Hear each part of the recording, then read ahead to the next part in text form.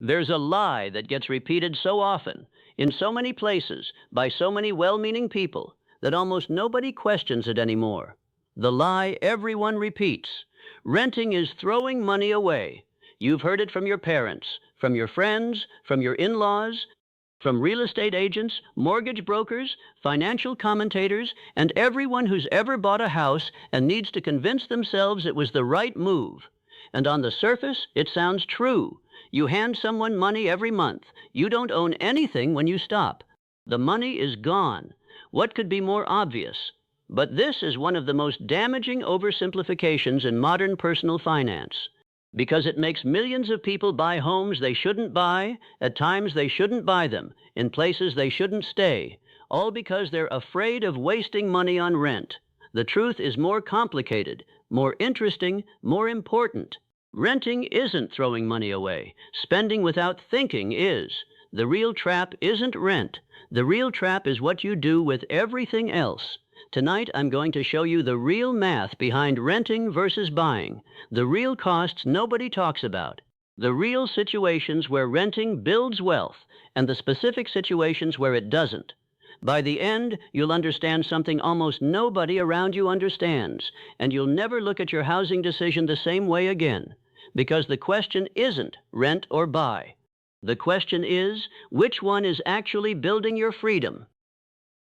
The first thing to understand is something most people never sit down and think about: what you're actually paying for. When you rent, you're not throwing money away.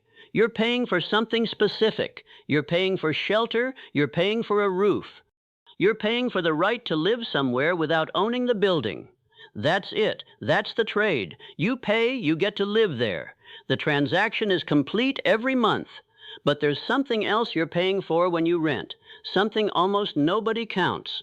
You're paying for flexibility. You're paying for not being tied down. You're paying to walk away in 12 months if your job changes, your relationship changes, your city changes, your life changes.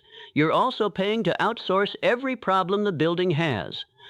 The boiler breaks, not your problem. The roof leaks, not your problem. The plumbing fails, not your problem. The property tax goes up, not your problem. The neighborhood changes, you can leave.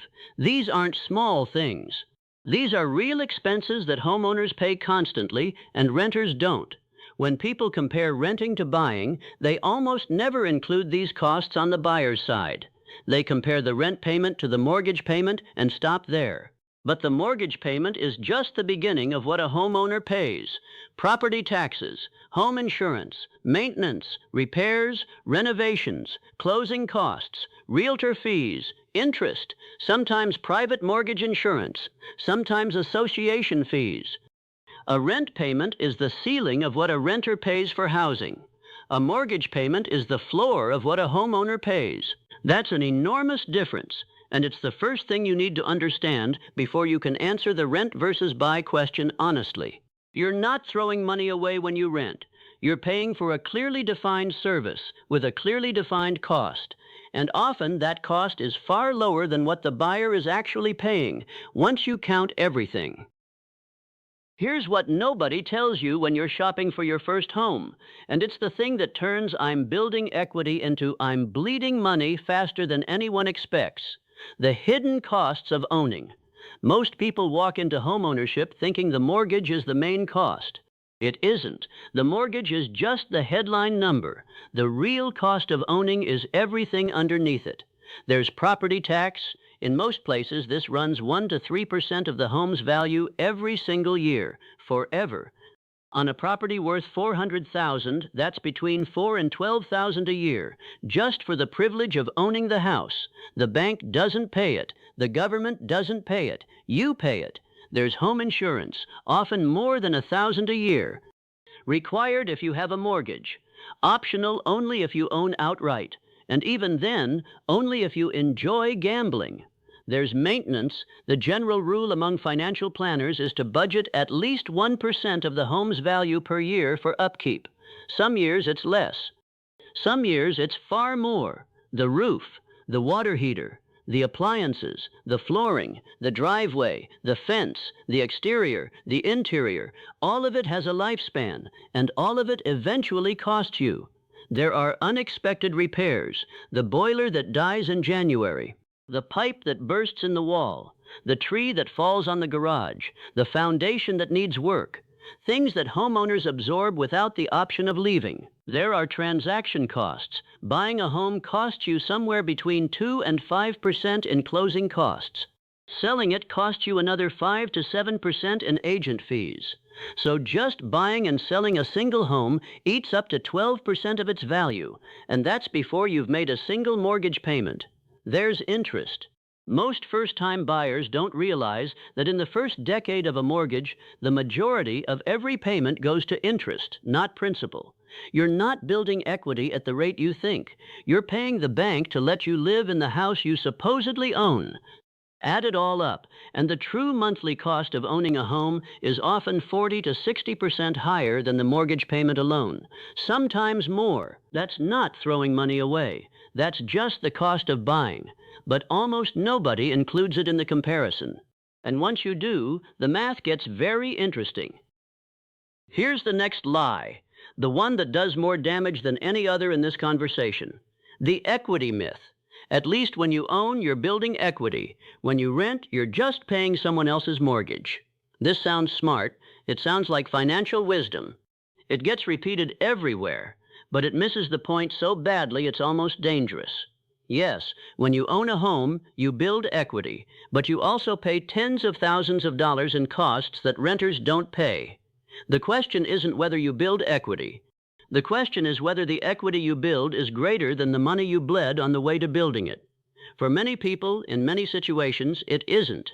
Imagine two people. Both have the same income. One buys a house. The other rents and invests the difference.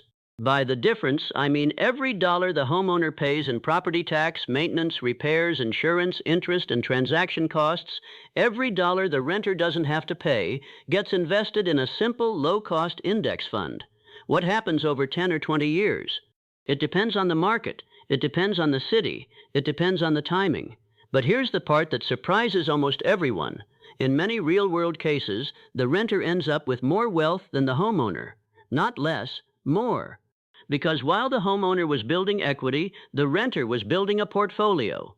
And portfolios have one massive advantage over houses. They grow without needing a new roof. The equity myth assumes that any wealth building is happening on the buyer's side and zero is happening on the renter's side. But that's only true if the renter is spending everything they don't pay in homeownership costs, which most renters do. The trap isn't renting. The trap is renting and spending everything else. The wealth isn't in the equity. The wealth is in the discipline, and discipline can build wealth from either side of the rent versus buy decision. Let me show you something. Not a theory, a scene. Two tenants. Two people rent identical apartments in the same building. Same rent, same neighborhood, same age, same job. They move in on the same Saturday in their late 20s. The first tenant, let's call him Marcus, hears the line every month from his parents, from his friends, from his colleagues at the office. You're throwing money away on rent. You should be buying. And he feels it. He feels behind. He feels like a failure. Every time he writes the rent check, he feels the weight of wasting his money. But he doesn't have enough saved for a down payment in his city. And every spare dollar he earns gets eaten by the cost of living. He spends, he upgrades his lifestyle. He buys things that make him feel like he's catching up. New car, newer phone, better clothes, weekend trips, dinners out. He tells himself he'll start saving for a house next year. Every year, for 10 years. The second tenant, let's call her Elena, hears the same line from the same people, but she does something different with it. She sits down and does the math, the real math. She looks at what it would cost to actually buy in her city, the down payment, the closing costs, the property tax, the maintenance, the insurance, the interest, and she realizes something most people never realize. In her specific city, at her specific income, at her specific stage of life, renting is significantly cheaper than buying, by thousands of dollars a year. So she does something almost no one does.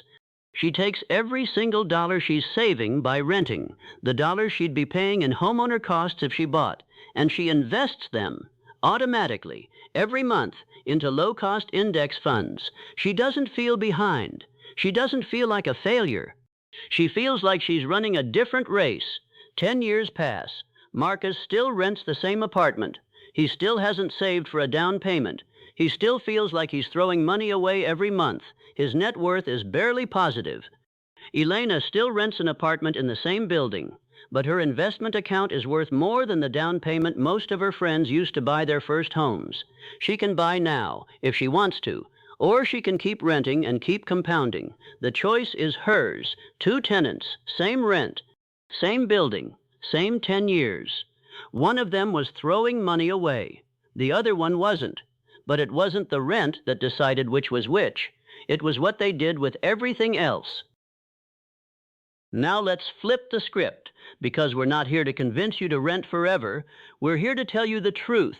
And sometimes the truth is that buying really does win, when buying actually wins. Buying is the better financial decision when several specific conditions line up. Not just 1 or 2, most of them. And when they do, owning can absolutely build serious long-term wealth. The first condition is time. Real time. Not, I think I'll be here for a few years. More like 7, 10, 15 years in the same place. Because of how transaction costs work, the buying fees, the selling fees, the interest-heavy early years of a mortgage, most homeowners don't break even on their purchase for at least 5 to 7 years. Sell earlier than that, and you've often lost money compared to renting. If you might move in 3 years, buying is rarely the right call. The math almost never works. The second condition is stability, stable job, stable income, stable relationship situation, stable city, stable life. Because if any of those shift in the wrong direction during your mortgage years, your house can stop being an asset and start being a trap that's expensive to escape. The third condition is affordability, real affordability, not I can technically make the payments. More like the total cost of ownership, including everything we talked about, leaves you with significant room to save and invest at the same time. If buying a house eats up so much of your income that you can't keep building wealth in other ways, the house has become a wealth concentrator, which is fragile, all your eggs in one structural basket. The fourth condition is the market. Buying in an overheated market, at the top of a cycle, in a city where prices have far outrun rents, often produces decades of pain. Buying in an undervalued market, or in a city where the rent-to-price ratio favors buyers, often produces decades of wealth. The same purchase in 2 different markets can produce 2 completely different financial lives when all 4 conditions line up. Time, stability, true affordability, and a reasonable market. Buying becomes a powerful wealth-building tool. The mortgage forces you to save. The property appreciates. The interest payments become smaller over time. The equity compounds. This is when renting actually does become throwing money away, not by default, but under these specific conditions. The mistake isn't renting. The mistake is buying when the conditions aren't there, or renting forever when the conditions clearly are. The right answer depends entirely on you and on the math you're willing to actually do. Here's something almost nobody talks about, something the financial industry has trained you to ignore: the flexibility premium. There's a price to being tied down, a real, measurable, financial price. When you own a home, you can't easily relocate. You can't easily take a better job in another city. You can't easily exit a neighborhood that's declining. You can't easily move closer to family during a hard year. You can't easily downsize or upsize without massive transaction costs. You're committed, geographically, financially, structurally. For some people, in some phases of life, this is fine. They want roots. They want a community. They want to plant themselves somewhere and grow. But for other people, in other phases of life, this commitment can cost them their best opportunities. The job offer in another city that would have doubled their income. The relationship that required relocation. The chance to follow a calling, a dream, a person, a possibility. If you have to say no to those opportunities because you're tied to a house, the house has cost you more than its mortgage. It's cost you a different life. Renters have flexibility built in. A lease ends. They move. They take the opportunity. They follow the life that's emerging. That flexibility has financial value, real value, the kind of value that doesn't show up on a spreadsheet but absolutely shows up in a lifetime. In your 20s and early 30s especially, the years when your career, your relationships, and your sense of where you want to live are still forming. Flexibility might be the most valuable financial asset you have. Locking yourself into a 30-year mortgage at 26 in a city you might want to leave at 31 has cost more people more money than they'll ever calculate. The flexibility renters have isn't a weakness, it's a feature. And it's one of the legitimate reasons many wealthy people choose to rent at certain stages of life, even when they could afford to buy. They're not throwing money away. They're paying a flexibility premium. And for them, in that moment, the premium is worth it. Now here's the honest part, the part most pro-renting content won't tell you. When renting becomes the trap, renting itself isn't the trap, but there's a version of renting that is, and you need to recognize it because most people slide into it without realizing. The trap is renting forever without ever building anything else.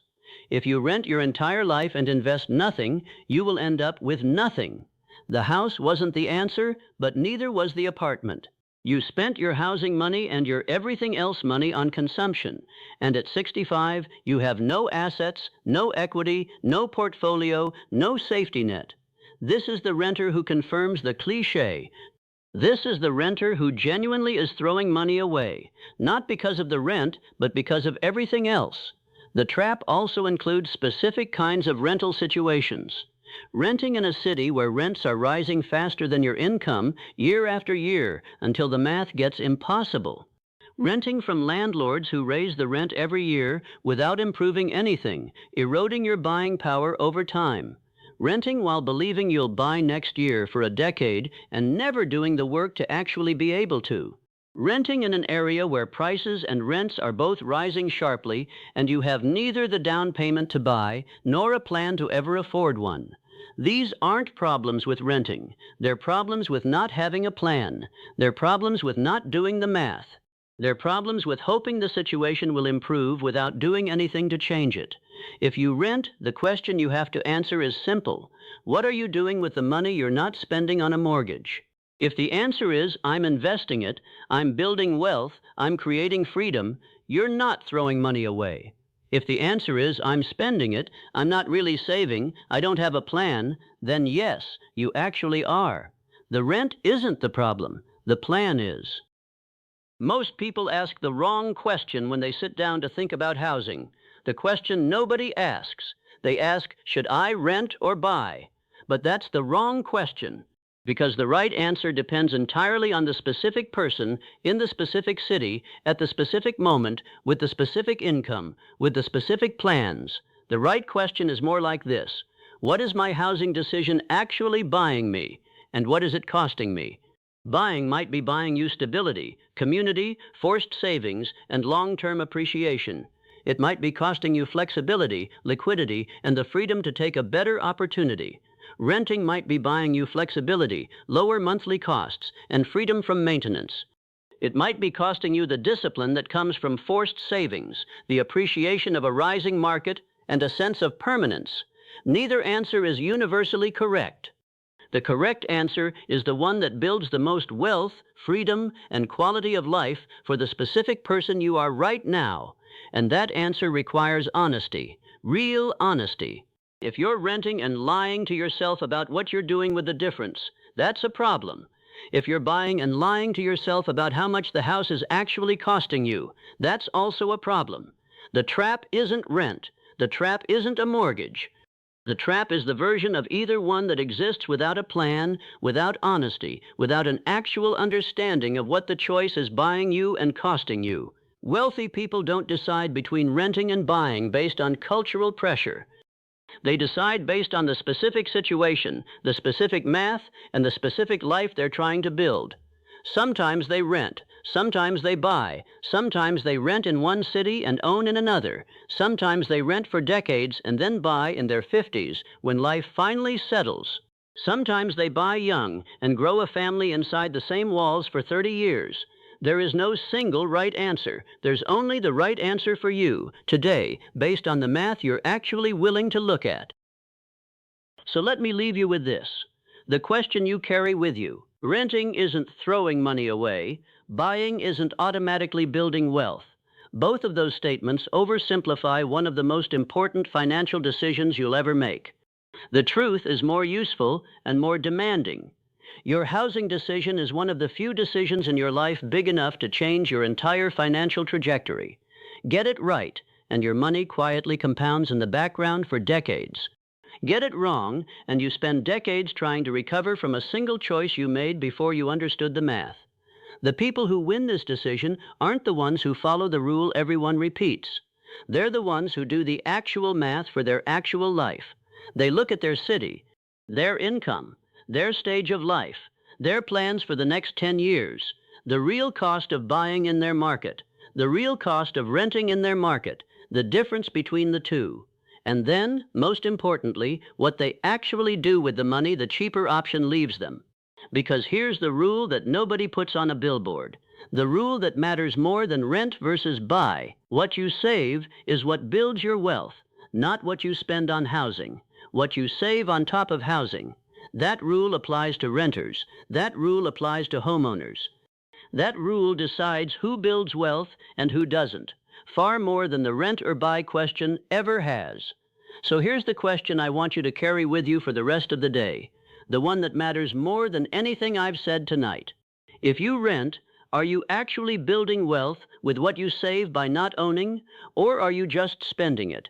If you own, are you actually building wealth once you count everything the house is really costing you, or are you just slowly paying the bank?